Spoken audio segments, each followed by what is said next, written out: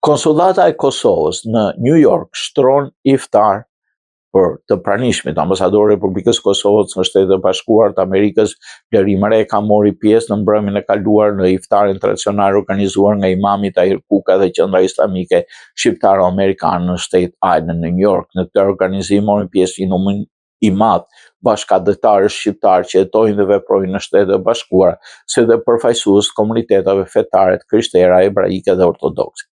Të pranishëm ishin gjithashtu autoritetet policisë të New Yorkut, përfaqësues të qytetit dhe shtetit të New Yorkut, duke dhënë ngjarjesin karakter gjithëpërfshirës dhe ndërfetar. Me këtë rast, në fjalën e tij përshëndetëse, ambasadori Reka në emër të Konsullatës Përgjithshme të Republikës Kosovës në New York uroi besimtarët musliman për muajin e shenjtë të Ramazanit. Ai u dëshiroi agjerim të pranuar dhe të lehtë, si dhe shumë begati, paqe dhe harmoni ndërfetare në komunitet.